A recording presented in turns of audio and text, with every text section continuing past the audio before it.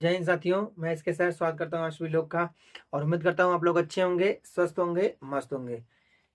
आज का जो आपका क्लास होने वाला है, एक बहुत ही महत्वपूर्ण क्वेश्चन के साथ ये क्लास होने वाला है। ये क्वेश्चन जो है बेहद इंपॉर्टेंट क्वेश्चन है। ठीक है, ये क्वेश्चन आप बेहद इंपॉर्टेंट क्वेश्चन है और आपके एग्जाम में काफी बार पूछा जा चुका है, काफी बार पूछा जा चुका वाला ये क्वेश्चन है। और इस बार भी एग्जाम में आने की 100% चांस है कि ये क्वेश्चन आपके एग्जाम में आ जाए। और एग्जाम में आने के बाद ऐसा ना हो कि आप लोग को ये क्वेश्चन ना आता हो और ये क्वेश्चन आपके आंखों के सामने से निकल जाए। ठीक है, तो आपको इस क्लास को देखना है पूरी तरह से, और ये सवाल आपके दिमाग में पूरी तरह से फिट हो जाएगा। और एग्जाम हॉल में जब आप पहुंचेंगे, बैठेंगे, तो ये सवाल अगर आपको मिलेगा तो आप मुस्कुराते हुए इस सवाल को सॉल्व करेंगे। कोई भी समस्या आपको आने वाली नहीं है, ये मेरी गारंटी है। एक एक लाइन को मैं पूरी तरह से आपको समझाऊंगा ताकि किसी भी प्रकार की आपको समस्या न उत्पन्न हो। ठीक है, तो ये क्वेश्चन चलिए हम लोग पढ़ते हैं। बहुत ही इंपॉर्टेंट क्वेश्चन है और हर बार आपके एग्जाम में पूछा जा चुका है, इस बार भी पूछे जाने की फुल गारंटी है। तो आप लोग ध्यानपूर्वक देखेंगे इस क्वेश्चन को। क्या पूछा गया है कि नाव और धारा से प्रश्न है। नाव और धारा के बारे में अगर मैं कुछ बता दूं तो सबसे पहले प्रश्न को पढ़ूंगा, उसके बाद आपको एक पॉइंट में बताऊंगा कि नाव धारा का प्रश्न कैसे बनता है और उसमें क्या क्या चीजें होती हैं, क्या क्या चीजें नहीं होती हैं। तो चलिए देखिए, एक नाव धारा की शांत जल में 15 किलोमीटर प्रति घंटा है। ठीक है, जल में चाल क्या है, 15 किलोमीटर प्रति घंटा है। नाव धारा की दिशा में 30 किलोमीटर जाने तथा धारा के विपरीत दिशा में 30 किमी वापस लौटने में कुल 4 घंटा 30 मिनट पूर्ण करता है। तो धारा की चाल क्या कीजिए। अब थोड़ा मैं आपको बताने वाला हूँ, थोड़ा ध्यान समझिएगा। इससे मान लो एक नदी है। ठीक है, एक नदी है और एक तालाब है। ठीक है, ये है तालाब और ये आपकी है नदी। ठीक, ध्यान समझिए। अब नदी में धारा की जो होती है ना, गति होती है। धारा क्या होती है, गति होती है। धारा क्या होती है भैया, गति होती है। और शांत तालाब में जो है धारा की गति नहीं होती है। तालाब में जो है पानी कोई गति होती है, तालाब में पानी एकदम शांत रहता है। लेकिन नदी में जो है आपकी, नदी में आपकी गति रहेगी। धारा क्या रहेगी, गति। धारा मतलब उसमें चल रहा है, पानी बह रहा है। लेकिन तालाब में भैया पानी आपका बहता नहीं है। तालाब में पानी क्या होता है, स्थिर होता है। ठीक है, तो वही बोल रहा है कि एक नाव है, शांत जल में 15 किलोमीटर प्रति घंटा की चाल से चलता है। अगर उसी नाव को, ठीक है, अगर उसी नाव को, ठीक है, इसमें चला जाए, जल में, हाँ, शांत जल में चला जाए, तालाब में चला जाए, तो उसकी चाल जो होगी 15 किलोमीटर प्रति घंटा होगी। उसकी चाल जो होगी 15 किलोमीटर प्रति घंटा होगी। लेकिन अगर मैं इसी नाव को इसमें छोड़ दूं, नदी में छोड़ दूं, अगर मैं इसी नाव को इस नदी में छोड़ दूं, तो इसकी चाल जो है वो अलग हो जाएगी। इसकी चाल जो है अलग हो जाएगी। क्यों? क्योंकि इसमें इसमें धारा की चाल जुड़ी है। धारा कुछ रफ्तार से बह रही है, तो उसके साथ वो जुड़ जाएगी। जैसे अभी हम लोग, जैसे जब साइकिल चलाते हैं, जिस तरफ हवा चल रहा है, अगर उस तरफ हम लोग हवा चलाएंगे तो साइकिल हमारा थोड़ा सा सरल चलने लगता है। ऐसा लग रहा है कि अपने आप मैं चल रहा हूं, मैं पॉडल नहीं मारूंगा, फिर भी मेरी गति मेंटेन है। तो वो हवा की गति होती है जो हमको पीछे से ढकेल रही है और हम लोग आगे बढ़ रहे हैं। उसी के हिसाब से अगर नदी में नाव छोड़ दिया जाएगा तो नाव अपने आप चलने लगेगी, उसमें चाल की कोई जरूरत नहीं पड़ती। लेकिन अगर उसके पास एक्स्ट्रा कुछ है तो वो भी साथ लेके चल जाएगी। ठीक है, तो ये चीज ये नदी और तालाब के बारे में, शांत जल और नदी के बारे में थोड़ा समझा दिया है। अब इसी सवाल को मैं पूरे समझाऊंगा, उसके बाद बताऊंगा। तो ये शांत जल में चाल है 15 किलोमीटर, और उसके बाद चाल वाल, धारा की चाल नहीं दी है, वो पूछा है। और कह रहे हैं कि नाव धारा की दिशा में, धारा की दिशा में यानी जिस दिशा में पानी बह रहा है उस दिशा में, हाँ, उसी दिशा में 30 किलोमीटर जाने की, मतलब यहाँ से यहाँ तक दूरी कितनी होगी, 30 किलोमीटर गया और फिर धारा की विपरीत दिशा में 30 किलोमीटर आया। धारा के विपरीत दिशा में क्या हो गया, धारा के विपरीत दिशा में ये कितना है, 30 किलोमीटर आया। ठीक है, यहाँ लिखा है नाव की दिशा में जाने था 30 किलोमीटर, वापिस आने में धारा के विपरीत दिशा में क्या है, 30 किलोमीटर, वापस लौटने में कुल 4.5 घंटे का समय लग चुका है, 4 घंटा 30 मिनट। तो मुझे धारा की चाल बताओ। तो यहाँ जैसे धारा की अगर दिशा में बोट जा रही है, फिर धारा के विपरीत दिशा में बोट आ रही है, तो मेहनत ज्यादा लगेगा। अब भाई मेहनत ज्यादा लगेगा, टाइम भी ज्यादा लगेगा, और दूरी तो समान है। दूरी तो क्या है, समान है। तो हम लोग को धारा की चाल निकालना है। तो चलिए निकालते हैं धारा की चाल। कुछ है नहीं, ध्यान से देखेंगे। हम लोग सबसे पहले चाल मान लेते हैं। ठीक, हम लोग क्या करेंगे, चाल मान लेंगे। क्या मानेंगे हम लोग सबसे पहले हम लोग मानेंगे धारा की चाल, माना। ठीक है, हम लोग क्या मान लेंगे, माना धारा की चाल x। ठीक, सॉल्यूशन।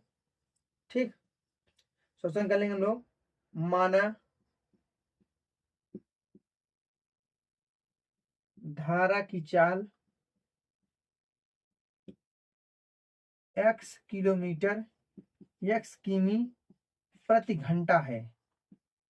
ठीक, x किमी प्रति घंटा है। अब ध्यान देखिए, हम लोगों ने धारा की चाल मान लिया। ठीक है, हम लोगों ने क्या कर लिया, धारा की चाल मान ली। तो ध्यान समझिए, अगर ये नदी है, अगर मैं आपको बता रहा हूं, अगर ये नदी है और नदी में पानी इस तरीके से बह रहा है, ठीक है, नदी में पानी इस तरीके से बह रहा है, अगर हमको धारा के दिशा में जाना होगा, तो धारा की दिशा में अगर हमको जाना होगा, तो प्लस पॉइंट ये है कि हमको जो भी बोर्ड दिया रहेगा, ठीक है, हमको जो भी बोर्ड दिया जाएगा, तो बोर्ड की चाल और धारा की चाल क्या हो जाएगी, जुड़ जाएगी। तो यहां हम लोग लिखेंगे कि धारा की दिशा में, ठीक है, धारा की दिशा में, धारा की दिशा में नाव की चाल, धारा की दिशा में नाव की चाल, तो धारा की चाल कितना, 15 है भैया, तो नाव की चाल कितना हो जाएगी, 15 प्लस एक्स, 15 प्लस क्या हो जाएगी, एक्स। धारा की दिशा में नाव की चाल क्या हो जाएगी, 15 प्लस एक्स। ठीक है, तथा यहाँ पे दूसरा पॉइंट है, ठीक, धारा की दिशा में नाव की चाल एक्स, 15 प्लस एक्स। दूसरा पॉइंट हम लिखेंगे धारा की विपरीत, विपरीत दिशा में धारा नाव की चाल, नाव की चाल। अब देखो, जैसे अगर हम लोग बोर्ड इस तरफ से लेके आएंगे, ठीक, इस तरफ से बोर्ड अगर हम लोग खेते के लेके आएंगे, तो यहाँ थोड़ा सा कठिन हो जाएगा। तो क्या हो जाएगा, 15 तो 40 का है, और धारा की चाल इस तरफ इसको ढकेलेगी तो कम हो जाएगी, तो 15 माइनस एक्स हो गया। ठीक है, तो ये दो पॉइंट बेहद इंपॉर्टेंट है। ठीक, धारा की दिशा में नाव की चाल 15 प्लस एक्स। ठीक, यहाँ बराबर लिख लेंगे हम लोग। धारा की विपरीत दिशा में नाव की चाल क्या हो जाएगी, 15 माइनस एक्स। तो ये दोनों हमको चाल मिल गया। अब देखो ध्यान से, जैसे अब हमको दिया गया है, कुछ दिया गया है। अब देखो ध्यान से, यहाँ कहा गया है कि नाव धारा की दिशा में 30 किलोमीटर जाने तथा धारा की विपरीत दिशा में 30 किलोमीटर वापस लौटने में कुल 3.5 घंटे का समय लेती है। कितने घंटे का समय लेती है भैया, 3.5 घंटे का समय लेती है। यहाँ पर बहुत स्पष्ट रूप से लिख दिया गया है कि धारा की विपरीत दिशा में 30 मिनट जाने तथा धारा की विपरीत दिशा में लौटने में कुल 4.5 घंटे का समय लेती है। तो आपको टाइम निकालना है, तो किस प्रकार से निकालेंगे, चलिए देखते हैं। ठीक, ध्यान देखो, अब हमको यहाँ पर कुछ चीजें दी गई हैं, कुछ चीजें हमको यहाँ पर दी गई हैं, हमको निकालना है। तो जैसे देखो, अगर हम लोग पहले मान लो धारा की दिशा में चलें, तो धारा की दिशा में कितना किलोमीटर चलेंगे भैया, 30 किलोमीटर चलेंगे। ठीक है, धारा की दिशा में 30 किलोमीटर चलेंगे। और कौन रफ्तार होगा, जैसे अगर हम चाल बराबर क्या होता है, स्पीड बराबर चाल बराबर दूरी बटा समय, दूरी बटा समय। ठीक है, दूरी बटा समय यही है। तो चाल हमारी, तो चाल हमको मालूम है। अब दूरी हमको क्या है, दूरी हमको मालूम है, हाँ, दूरी मालूम है 30 किलोमीटर, दूरी मालूम है, समय मालूम है, चाल हमको मालूम है। बताओ इसमें क्या मालूम है, चाल मालूम है कि नहीं मालूम है, चाल मालूम है, दूरी मालूम है, टोटल समय मालूम है हमको, क्या मालूम है, टोटल समय। तो हम क्या करेंगे, ये दूरी 30 किलोमीटर दूरी चला हुआ है, किस चाल से चला हुआ है भैया, देखो समय ये है, समय बराबर अगर हम लिखाएंगे तो दूरी बटा चाल, दूरी बटा क्या हो जाएगा, चाल। दूरी हमको दिया 30 किलोमीटर, और नाव धारा की दिशा में कितना होगा, 15 प्लस एक्स, 15 प्लस एक्स। ठीक, और प्लस भैया आने और जाने में समय लगा है, तो ये एक, तो ये टाइम हो गया, एक टाइम ये हो गया, इस दूरी में चाल से भाग देंगे, टाइम मिल गया हमको। फिर इसी दूरी में नेक्स्ट टाइम से भागेंगे, जब वापिस लौटे हैं 15 माइनस एक्स। ठीक है, बराबर कुल टाइम लगा है 4.5 घंटे, 4.5 घंटे 4 से 1/2, 4 घंटे और आधे घंटे, तो 4 से कितना हो गया, 1/2। अब ध्यान से देखो, अब इसको हम लोग को ना सॉल्व करना है, इसी को सॉल्व करना है, इसी को सॉल्व करने में जितना टाइम लग जाएगा, ये आपका समझो आंसर मिल जाएगा। चलिए देखते हैं। ठीक, अब दो इसका हम लोग क्या लेंगे, एलसीएम ले लेंगे। ठीक है, इन दोनों क्या लेंगे, एलसीएम। इसको ऐसे रहने दो ना। सबसे पहले अच्छा ऐसे करो ना, इसमें 30 कॉमन ले लो, 30 इसमें भी है, इसमें भी 30 कॉमन ले लेंगे। तो यहाँ पर 30 अगर हम लोग कॉमन ले लेंगे, तो यहाँ बच जाएगा 1 प्लस 15 प्लस एक्स बच जाएगा, और प्लस, ठीक है, यहाँ बचेगा 1/15 माइनस एक्स, ये बचेगा 4 से 1/2। ठीक, अब यहाँ पर हम लोग क्या लेंगे, इसका क्या लेंगे, एलसीएम ले लेंगे। एक क्वेश्चन ये एलसीएम अगर हम लोग लेंगे, तो यहाँ पर हम एलसीएम 15 प्लस एक्स हो जाएगा। दूसरे क्वेश्चन में जाएगा आपका 15 माइनस एक्स। ठीक, यहाँ क्वेश्चन लगा लो, ना। अब देखो इससे जब इसमें भाग देंगे तो ये कैंसिल हो जाएगा, यहाँ बचेगा 15 माइनस एक्स बच जाएगा। क्या बचेगा 15 माइनस एक्स, यहाँ प्लस चिन्ह प्लस लगाएंगे। जब इसमें इससे भाग देंगे तो ये कैंसिल हो जाएगा, तो यहाँ बचेगा 15 प्लस एक्स बच जाएगा बराबर कितना 4 दूना 8 1 9। इसको भी सॉल्व कर लेंगे। 4 दूना 8 1 9 बटा 2 और यहाँ पर क्या था 30। ठीक क्या था 30। अब ध्यान समझिए दिख रहा है नहीं आपको दिख रहा है, ठीक है दिखना जरूरी है, अगर नहीं दिख रहा तो आप लोग जरूर बताएंगे। चलिए थोड़ा सा हम लोग इस साइड ले लेते हैं, ठीक है यहाँ से इस सोल्यूशन को सॉल्व करेंगे और मैं इसको थोड़ा सा रफ कर देता हूँ यहाँ पर। ये चीज को मैं रख दूँ, समझ में आ गया होगा आपको लोग को, ठीक है। मैं यहाँ पर थोड़ा सा रख कर तो यहीं पर सॉल्व करूंगा ना। अब देखो ध्यान समझिएगा, यहाँ पर देखो एक एक्स प्लस ये एक पॉजिटिव, ये निगेटिव है, ये पॉजिटिव कट जाएगा, ठीक है। 15 15 कितना हो जाएगा 30 हो जाएगा। तो यहाँ हम लोग लिखेंगे 30, ठीक है कोष्टक में 30, यहाँ पर गुणा चिन्ह लगाएंगे, ठीक है क्योंकि गुणा चिन्ह है तो 30 लिख देंगे, बटे में कितना हो जाएगा, यह जाएगा आपका, ये देख रहे हो आप लोग ने ये फॉर्मूला है, ये ए मतलब A square plus minus B square का फॉर्मूला है। इसको लिख सकते हैं हम क्वेश्चन में ए प्लस बी, एक क्वेश्चन में ए प्लस बी, एक क्वेश्चन में ए माइनस बी, एक क्वेश्चन में ए प्लस बी लिख सकते हैं, एक क्वेश्चन में क्या लिखते हैं ए माइनस बी, इसी फॉर्मूले को। तो हम लोग इसे फॉर्मूले के रूप में लिख देते हैं, तो ये हो जाएगा, अगर हम ए स्क्वायर प्लस बी स्क्वायर का फॉर्मूला लिखेंगे 15 का स्क्वायर कितना हो जाएगा 225, ठीक है और यहाँ पर एक्स स्क्वायर कितना होगा माइनस एक्स स्क्वायर बराबर कितना होगा 4 से 1 बटा 9 बटा 2 का। अब ध्यान देखो एक इसका गुणा इस तरफ और इसका गुणा इस तरफ, तो बराबर है, तो बराबर जब भैया है तो इसका गुणा इस तरफ हो जाएगा और इसका गुणा इस तरफ हो जाएगा, ठीक। तो देखो 3 त्रिक का 9, 9 दूना कितना हो जाएगा 1800, ये हो जाएगा 1800 आपका बराबर, ठीक। अब ये इस पर गुणा जाएगा तो हो जाएगा 9 कोष्टक में इसको लिखते हैं 225 माइनस एक्स स्क्वायर। कोई दिक्कत यहां तक, आगे देखो। अब देखो 9 से इसको काट देंगे, 9 दूना कितना हो जाएगा 18, क्योंकि बराबर किस पर है 200 बच गया। अब 200 यहाँ बचा ना, तो हम लोग लिख लेंगे इसको 200 माइनस ये देखो 225, ठीक है ये इस पर जाएगा क्या हो जाएगा माइनस हो जाएगा, माइनस 225 बराबर हो जाएगा माइनस एक्स स्क्वायर के ना, दिख रहा है माइनस स्क्वायर। तो यहाँ बचे कितना 25 बचेगा, दिख रहा है नहीं आपको दिख रहा है, ठीक है एक मिनट थोड़ा सा दिख रहा है। तो यहाँ बचेगा आपका 225 में से 25 निकाल देंगे, 225 में से 200 निकाल देंगे कितना माइनस 25 बच जाएगा और यहाँ पर बचेगा माइनस एक्स स्क्वायर। तो माइनस से माइनस कैंसिल हो जाएगा, तो यहाँ एक्स स्क्वायर है, जब स्क्वायर हटेगा तो ये कड़ी में जाएगी, तो ये बराबर यहाँ लिखते हैं, तो ये जाएगा √25 बराबर कितना हो जाएगा एक्स स्क्वायर को। तो ये एक्स बराबर क्या आ जाएगा आपका, ये 25 किसका वर्गमूल है 5 का, तो प्लस माइनस क्या हो जाएगा 5, ठीक है क्या आ गया प्लस माइनस आपका 5 हो गया।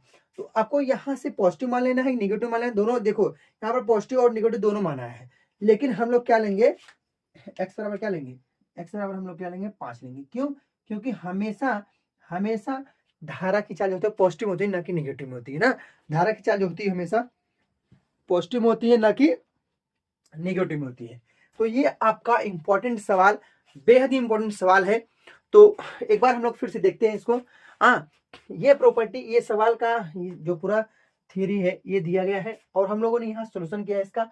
चलिए देखते हैं। एक नाव धारा की शांत जल में चाल 15 किलोमीटर प्रति घंटा है और नाव धारा की दिशा में 30 किलोमीटर जाती है और वापस लौटती है और उसे कुछ 4.5 घंटे लग जाते हैं। तो धारा की चाल पूछ रहा है, तो हम लोग सबसे पहले क्या करेंगे, माना धारा की चाल क्या है x किलोमीटर प्रति घंटा है और धारा की दिशा में अगर बोट जा रही है तो उसका चाल क्या हो गया x, कितना हो गया 15 + x। दूसरा है धारा की विपरीत दिशा में नाव की चाल यानी बोट की चाल 15 - x, क्योंकि जब विपरीत दिशा में चलेगी तो उस टाइम धारा भी उसको अपनी ओर ढकेलेगी तो उसकी चाल कम हो जाएगी, तो माइनस कर दिया।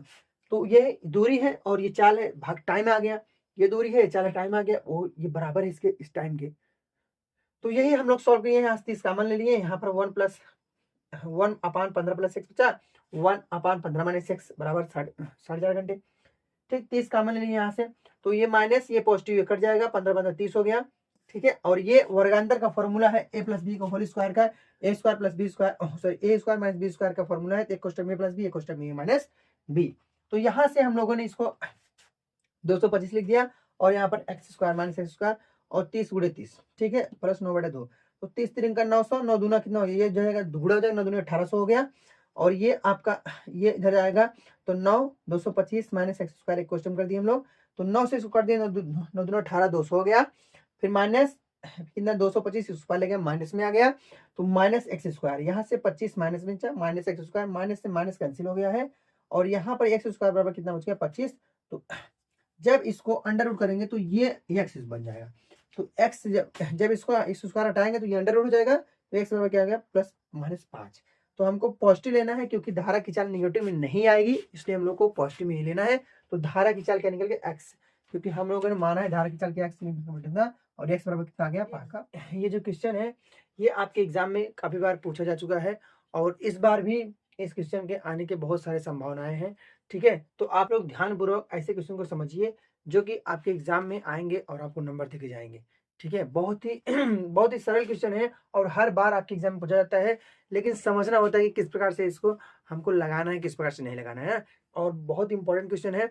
तो आप लोग जल्द से जल्द जुड़ जाइए, और अपने दोस्तों के पास भी ये वीडियो सेंड कर दीजिए ताकि उनके पास ये वीडियो पहुंच जाए और वो भी एग्जाम हॉल में बैठे तो ऐसे प्रश्न को आराम से बोर्ड एग्जाम में लगा के आए ताकि उनको भी नंबर ये मिल जाए। ठीक है, तो चलिए शुरू करते हैं।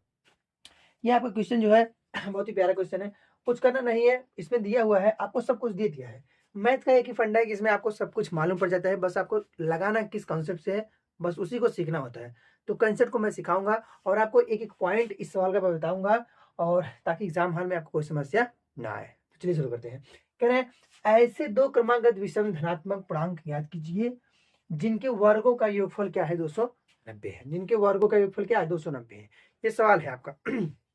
देखिए, क्रमागत हो और धनात्मक, क्रमागत हो विषम संख्याएं होनी चाहिए, हाँ, और उनके वर्गों का योगफल क्या हो 290। जैसे मैं इसी सवाल को अगर मैं तोड़ के बताऊं, जैसे मैं कह दूं, जैसे मैं सवाल दूसरा सवाल है, मैं बोल दूं 2 और 4 इनके वर्गों का योगफल, सॉरी 2 4 नहीं मानना है, हम विषम मानना है इनको, थोड़ा सा इसको 3 मान लेते हैं, इसको 5 मान लेंगे, तो 3 त्रिक का 9 और 5 बचे 25, 25 में कितना हो गया 25 और 5 30 4 34।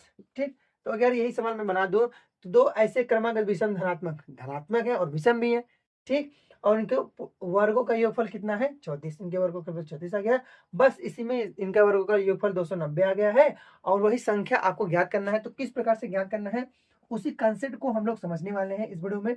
ठीक है, उसी कंसेप्ट को हम लोग समझेंगे और देखेंगे कि इस किस प्रकार से इस सवाल को हम लोग लगा सकते हैं। ठीक, तो चलिए शुरू करते हैं। सबसे पहले हमको मानना पड़ेगा संख्या क्या हो जो हमको मानना पड़ेगा। तो हम लोग सबसे पहले क्या करेंगे, मान लेंगे, माना दो क्रमागत, माना सबसे पहला पॉइंट हम लोग क्या करेंगे कि माना दो क्रमागत पूर्णांक धनात्मक पूर्णांक संख्याओं का योगफल, चलिए माना, ठीक, दो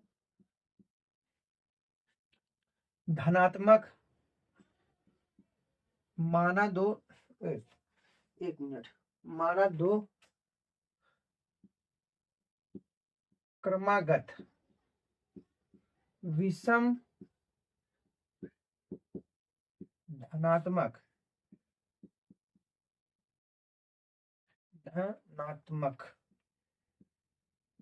पूर्णांक संख्या, ठीक, पूर्णांक संख्या आपका एक हो गया x और दूसरा हो गया x+2। ठीक, ये हम लोगों ने मान लिया। ठीक, हम लोगों ने क्या मान लिया, ये मान लिया कि माना दो क्रमागत विषम धनात्मक पूर्णांक संख्या x और x+2 है। अच्छा, कुछ लोग के दिमाग में ये आ रहा होगा कि सर x+2 क्यों लिखे हुए हैं, ये विषम है तो 3 लिखना चाहिए, क्योंकि बाबू देखो ध्यान से, अगर हम 3 और 5 लिखेंगे तो इसका डिफरेंस कितना आएगा 2 आएगा। अगर हम ये x है, हाँ, आप देखो मान लो ये 3 है और 3 में हम लोग क्या जोड़ेंगे, 3 2 कितना हो जाएगा 5 हो जाएगा, तो इसलिए हम ये x+2 किए हैं। ठीक है, क्योंकि हमको इस पर डिफरेंस से मतलब है, क्रमागत है तो डिफरेंस से मतलब रहेगा, समझ में आया ना, क्रमागत है तो क्या हमसे मतलब रहेगा, डिफरेंस से मतलब रहेगा, क्योंकि पहले संख्या x दूसरा कितना हो गया x+2। अब हम लोग देखो समीकरण आपको दिया है कि जिनके वर्गों का योगफल क्या है 290 है। अब हमको कुछ करना नहीं है, अब हमको बस हल करना है, हमको क्या करना है, हल करना है। ठीक है, सॉल्यूशन प्लस सॉल्यूशन, अब प्रश्नानुसार, अब हम लोग प्रश्नानुसार करेंगे। ठीक, प्रश्नानुसार चलेंगे। अब देखो x है फिर प्लस जिनके वर्गों का योगफल क्या है 290 है, x हो गया, x का स्क्वायर करेंगे, ठीक, देखो हम लोगों ने संख्या माना, अब जिनके वर्गों का योगफल कितना हो जाए 290, तो एक्स स्क्वायर हो गया प्लस इसको जोड़ेंगे x square plus 2, x plus 2 का होल स्क्वायर बराबर कितना हो गया 290 का, बराबर कितना हो गया 290 का। बस इसको हमें क्या करना है, सॉल्व करना है, और आपको कुछ करना वरना नहीं है। देखो ध्यान से, इसको करेंगे एक्स स्क्वायर प्लस इसको ये वर्ग आ गया, वर्ग ठीक है, एक्स प्लस 2 का होल स्क्वायर है, तो हमें ए प्लस बी का होल स्क्वायर मालूम होना चाहिए, तो इसको तोड़ेंगे जब, तो एक्स स्क्वायर हो जाएगा प्लस ये देखो ए स्क्वायर प्लस बी स्क्वायर, इसका कर दो दोनों कितना हो गया 4, और फिर लास्ट में क्या था 2ab ना, तो दो दोनों कितना हो जाएगा 4x, 4 बराबर कितना हो जाएगा 290 का, यही है बराबर कितना हो जाएगा 290 का। ध्यान समझिए, आपको कोई समस्या आने वाली नहीं है, आप लोग ध्यान समझिए, कोई भी समस्या आपको आने वाली नहीं है। नेक्स्ट देखिए,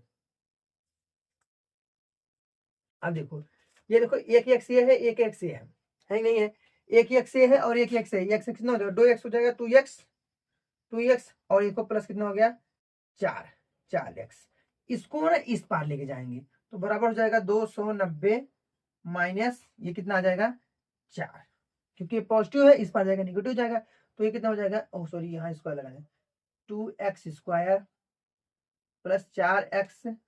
अब देखो ये घटेगा तो कितना आ जाएगा, हाँ 186, देखो 10 में से 4 गए 6, यहाँ बचेगा 8, यहाँ बच जाएगा 1, ठीक है, ओ सॉरी 200 लिख रहे हैं 286।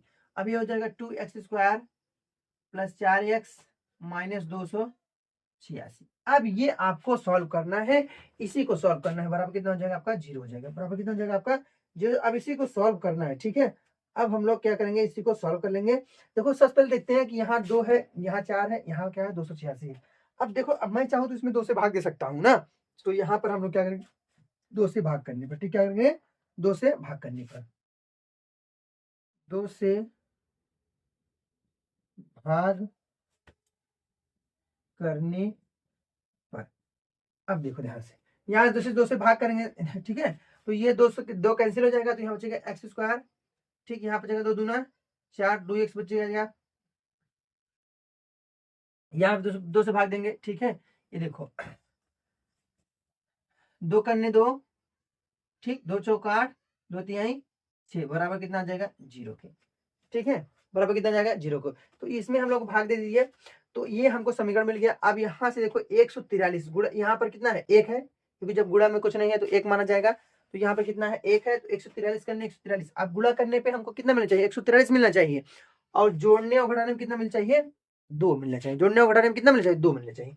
अब देखो हमको ऐसे 2 गुणनखंड ढूंढने हैं जिनको गुणा करने पे 143 मिलना चाहिए और जोड़ने और घटाने में कितना मिलना चाहिए 2, तो 11 और 13 ऐसे 2 गुणनखंड हैं जिनको गुणा कर देंगे तो हमको कितना मिल जाएगा 143, और इसका अंतर कितना आ जाएगा, इसका जोड़ने और घटाने में कितना आ जाएगा 2 ना। अब ध्यान से देखो, अब इसको हम लोग क्या करेंगे, इसको हम लोग लिखेंगे एक्स स्क्वायर प्लस यहाँ पर क्या 2x होना चाहिए, तो बड़े में छोटा घटा देंगे 13x माइनस 11x, 13x में से 11 से घटेगा तो कितना बचेगा 2x बच जाएगा, माइनस 143 बराबर कितना हो गया 0, ठीक। इसी को सॉल्व करेंगे, तो देखो ध्यान से इसको देखते हैं।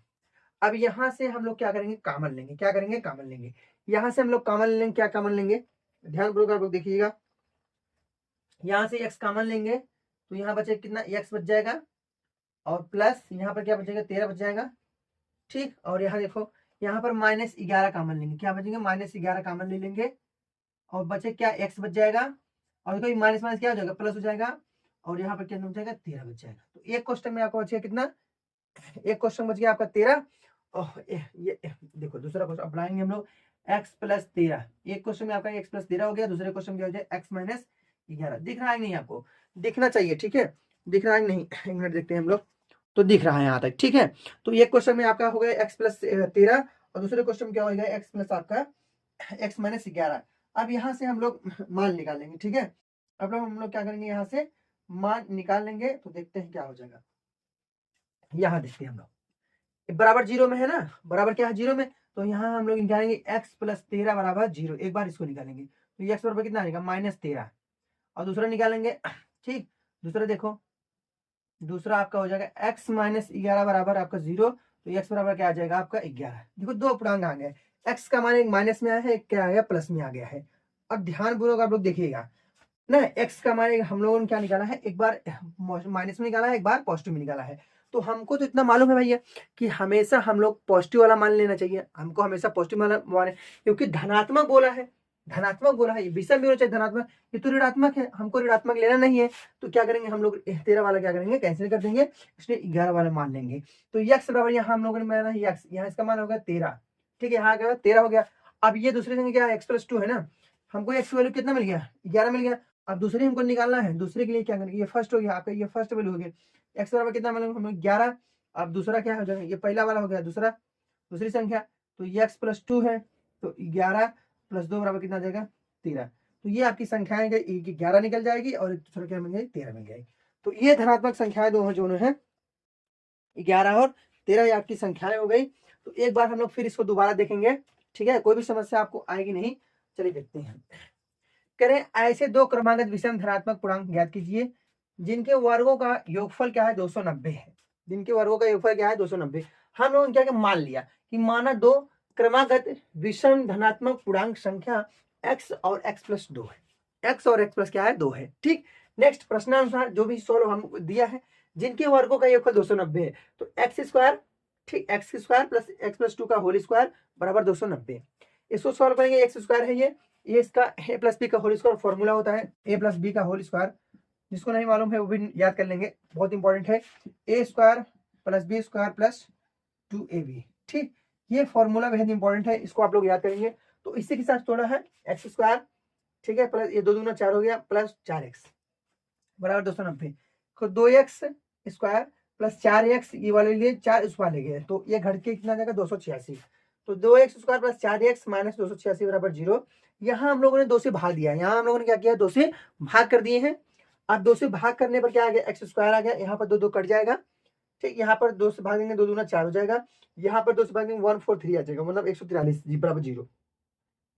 अब इसमें से हम लोगों ने कॉमन लिया x, यहाँ से x कॉमन है कि x² है, तो x बच जाएगा आपका, तो यहाँ x ले लिए, यहाँ पर क्या बचा 13 बच गया, यहाँ पर -11 हम लोगों ने कॉमन लिया, तो माइनस कितना बच गया, फिर यहाँ से भाग देंगे माइनस में प्लस हो जाएगा, x+13 आपका हो गया, ठीक। तो एक क्वेश्चन में x+13, दूसरे क्वेश्चन में x-11, ठीक। तो इसी हिसाब से अब यहाँ देखो x+13 बराबर 0, x बराबर -13, x-11 बराबर 0, x बराबर कितना आ गया -11। तो हम लोग को जानना है कि यहाँ पर हमको दिया गया है कि हमको धनात्मक संख्या लेनी, क्या धनात्मक संख्या लेनी है, तो धनात्मक संख्या लेनी है, तो हमको ये 13 से कोई मतलब, ये नेगेटिव वाला 13 से कोई मतलब नहीं है, तो हमको पॉजिटिव वाला मान लेना पड़ेगा। पॉजिटिव वाला मान लिए यहाँ पर 11, अच्छा x बराबर अगर हमें 11 मान लिए, दूसरी संख्या x+2 है, तो 11 + 2 बराबर कितना हो गया 13। तो ये आपका दोनों आंसर हो गया। ये तो सवाल, ठीक है, चैप्टर का है जो ये सवाल बहुत ही इंपॉर्टेंट है और हर बार आपके एग्जाम में यहाँ से क्वेश्चन बनता है, और थैले का क्वेश्चन आपके एग्जाम में इस बार जरूर आने वाला है, इसलिए ये आपके लिए बेहद इंपॉर्टेंट है। और आप लोग इस वीडियो को ज़्यादा से ज़्यादा मात्रा में शेयर करिए, ताकि आपके उन दोस्तों के पास पहुंच सके ये वीडियो जो अभी तक इस वीडियो को नहीं देख पाया, ठीक है। तो ये सवाल आपके एग्जाम में इस बार 100% आने वाला है, और बहुत ही इंपॉर्टेंट सवाल है, प्रायिकता से प्रश्न आना है तो आपके एग्जाम में फिक्स होता है, और ये सवाल मैं फिक्स कर रहा हूँ खुद, हाँ, बहुत ही इंपॉर्टेंट सवाल है जो आपके एग्जाम में आएगा और आपको नंबर देके जाएगा, ठीक है। तो चलिए इस सवाल को हम लोग देखते हैं, क्या सवाल कह रहा है क्या नहीं। सर प्रायिकता के बारे में आपको थोड़ा बहुत पता है, हाँ, तो ये सवाल को किस प्रकार से लगाना है बहुत ही शॉर्ट में आपको ये बताऊंगा, आप पूरा का पूरा नंबर देके जाएगा ये सवाल आपको, ठीक है। तो चलिए इस सवाल को शुरू करते हैं। कह रहा है कि एक थैले में अच्छा थोड़ा सा छूट गया क्या, एक थैले में 5 लाल, यहाँ पर थोड़ा सा छूट गया, एक थैले में,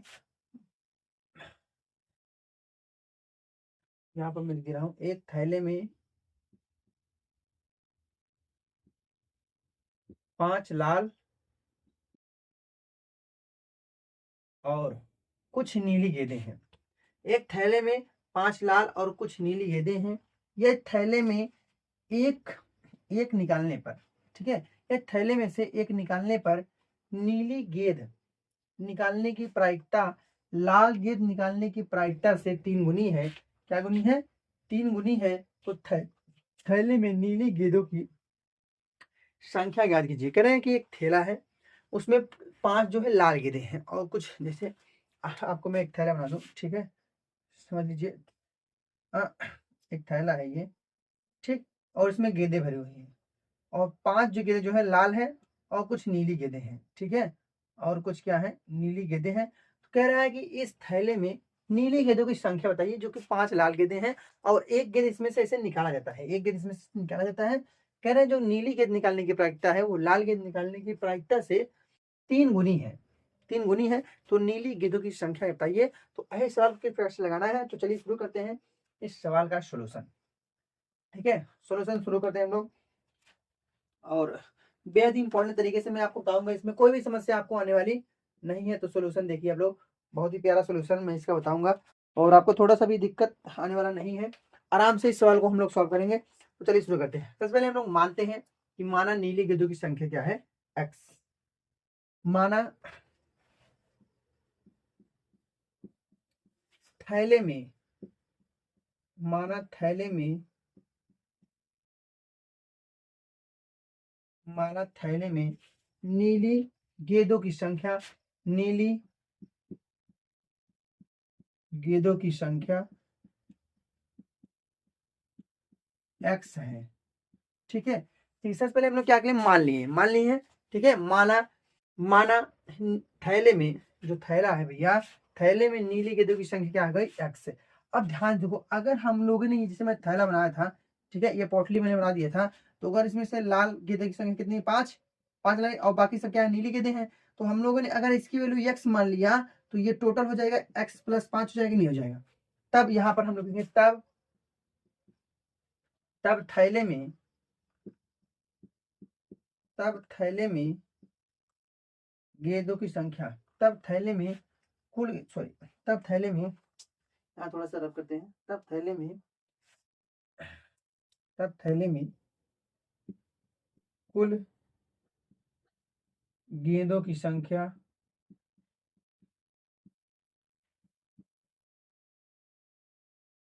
एक्स प्लस 5, ठीक। तब थैले में गेंदों की संख्या क्या हो जाएगी, एक्स प्लस 5 दिया गया है आपका, ठीक है।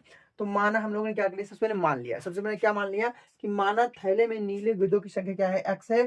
तब थैले में कुल गेंदों की संख्या क्या होगी, एक्स प्लस 5। क्योंकि अगर हमको इन सब के बारे में पता है और इसका मैंने एक्स मान लिया, तो ये दोनों जोड़ करके होगा थैले की पूरी संख्या होगी गेंद की, समझ में आया ना। तो तब क्या हो जाएगी, गेंदों की कुल गेंदों की संख्या हो जाएगी एक्स प्लस 5 हो जाएगी, क्योंकि ये 5 तो लाल हो गया, ये रेड वाला 5 है, ठीक, और बाकी एक्स जो ब्लू वाला है, इसी एक्स की वैल्यू निकालना है। अब हमको दिया क्या गया है, ठीक है, दिया है, यहाँ हम लिखेंगे दिया है, ठीक, क्या दिया है वो देखेंगे ध्यान से। कह रहे हैं नीली गेंद निकालने की प्रायिकता जो है लाल गेंद निकालने की प्रायिकता से 3 गुनी है। क्या है, 3 गुनी। तो थैले में नीली गेंदों की संख्या कर दी, तो थैले में नीली गेंदों की संख्या दी। हमको दिया है कि जो नीली गेंद से मान लो थैले से निकाल रहे हैं, तो नीली गेंद निकलने की जो प्रायिकता होगी वो लाल गेंद निकालने की प्रायिकता से 3 गुनी है। हाँ, इसका मतलब है कुछ ज्यादा ही है नीली गेंद, ये ज्यादा है तभी तो 3 गुनी बता रहा है ना। चलिए देखते हैं ध्यान से। तो हम लोग क्या करेंगे, इसको लिखेंगे कि दिया है प्रायिकता, प्रायिकता किसकी दी है भाई, नीली गेंद की। तो प्रायिकता, प्रायिकता ऑफ नीली गेंद, ठीक, नीली गेंद बराबर है, प्रायिकता ऑफ नीली गेंद बराबर है किसके, प्रायिकता ऑफ, प्रायिकता ऑफ लाल गेंद की, लाल गेंद की। ध्यान से देखिए, और 3 गुनी कंसेप्ट मैं आपको सिखाता हूँ, 3 गुनी कैसे किस प्रकार लगाना है। कह रहा है कि नीली गेंद निकालने की जो प्रायिकता है लाल गेंद निकालने की प्रायिकता से 3 गुनी है। ये क्या होना चाहिए, 3 गुनी भैया। अगर नीली गेंद 3 गुनी है, 3 गुनी है, उसका मतलब अगर हम इसको क्या करें, बराबर का निशान दे रहे हैं। अगर ये 3 गुनी इससे है, ठीक है, लाल गेंद से 3 गुनी है, तो उसको बराबर करने की क्या करेंगे, हम यहाँ 3 का पूरा कर देंगे, क्योंकि ये 3 कम है, ये 3 गुनी ज्यादा है भैया, तो ये 3 गुनी कम होगी, तो इसको बराबर कर दिए, अब दोनों बराबर हो गया। तो देखिए नीली गेंद की संख्या हम लोगों ने क्या माना है, हाँ, एक्स माना है, ठीक। तो प्रायिकता ऑफ एक्स, ठीक, तो यही हो गया प्रायिकता, ओ सॉरी सॉरी, तो प्रायिकता ऑफ नीली गेंद हो गया बराबर प्रायिकता ऑफ लाल गेंद बराबर कितना हो गया, गुणे 3, ये दोनों बराबर हो गए। तो प्रायिकता नीली गेंद निकालने की प्रायिकता क्या है, नीली गेंद हम लोगों ने एक्स माना है और टोटल क्या है, टोटल क्या है, एक्स प्लस आपका 5। तो ये हो गई एक्स की, मतलब नीली गेंद निकालने की प्रायिकता। प्रायिकता ऑफ नीली गेंद, तो x या क्या है आपका नीली गेंद हो गया, तो पूरे टोटल में से x निकाल रहे हैं हम लोग बराबर। इसका लाल गेंद क्या है भैया, लाल गेंद की संख्या कितनी है 5, तो हम क्या बनेंगे यहाँ पर,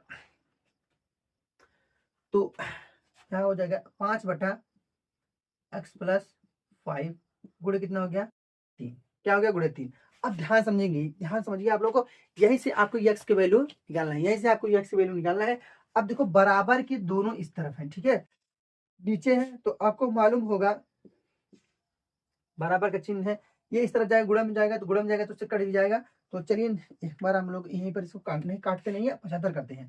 तो यक्स को क्या करेंगे हम लोग, यक्स के यहीं रहने देंगे, हाँ ठीक है, इसको यहाँ पर ले जाते हैं, इसको यहाँ पर ले जाते हैं गुणे में, तो जाएगा एक्स क्वेश्चन में x+5 बटे x+5 बराबर 5 दिया 15। ये देखो इससे कैंसिल हो गया, कैंसिल हो गया, नहीं हो गया, तो बचा क्या x बराबर क्या हो जाएगा आपका, तो यहाँ पर क्या हो जाएगा x बराबर क्या हो जाएगा आपका 15। यहाँ से x की वैल्यू निकल गई, तो नीली गेंद की संख्या हम लोगों ने निकाला, तो नीली गेंद की संख्या x माने थे, नीली गेंद की संख्या निकली आपका 15 निकल गया। तो इस प्रकार से इस सवाल को सॉल्व करेंगे, बहुत ही छोटा सॉल्यूशन है इसका, और आपके एग्जाम में आने वाला क्वेश्चन है आपका, ठीक है, तो बहुत ही छोटा क्वेश्चन है और आपके एग्जाम में आने वाला है। तो नीली गेंद की संख्या हम लोगों ने कितना निकाला 15 निकाला। तो आप लोग फटाफट इस वीडियो को शेयर करेंगे, और अगर कहीं कंफ्यूजन है तो कमेंट के माध्यम से कमेंट बोलेंगे कि सर ये क्वेश्चन हमको समझ में नहीं आया, तो हमको फिर से बताएंगे, ठीक है। तो कैसा लग रहा प्रश्न आप जो बताएंगे। तो हम लोगों ने सबसे पहले इसमें क्या किया है कि माना थैले में, क्योंकि हमको लाल गेंद की संख्या पता थी, नीली गेंद की संख्या नहीं पता थी, तो हम लोगों ने नीली गेंद की संख्या मान लिया। जब नीली गेंद की संख्या x मान लिया तो 5 वो है, तो x+5 हो गया, पूरा थैले में गेंद हो गया। तब थैले में कुल गेंदों की संख्या हो गई x+5, और हमको दिया है प्रायिकता ऑफ नीली गेंद बराबर प्रायिकता ऑफ लाल गेंद गुणे कितना 3, क्योंकि ये कह रहा है कि नीली गेंद जो है ना वो लाल गेंद निकालने की से 3 गुनी ज्यादा उसकी प्रायिकता है। तो भैया अगर इसकी 3 गुनी ज्यादा है तो ये 3 गुनी कम होगी, तो हम इसको 3 को गुणा करके क्या कर दिए बराबर कर दिए। तो इसका जो प्रायिकता है x है, क्योंकि नीली x है, अपान x+5 बराबर 5 ये लाल गेंद है, तो बटे x+5 गुणे 3, इसको इस पर ले गए तो ये x+5 अपन नीचे कट गया, तो x बराबर कितना बचा 5 तिहाई 15, तो x वैल्यू कितना आ गया 15, तो आपके नीली गेंदों की संख्या होती है 15 हो गई, ठीक है।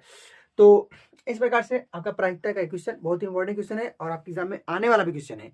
तो आप लोग बताएंगे कि वीडियो कैसा लग रहा है, क्लास कैसा लग रहा है आप लोग को, और ये क्वेश्चन आप लोग भी एनालिसिस करेंगे, और 100% ये क्वेश्चन आपके एग्जाम में आने वाला है।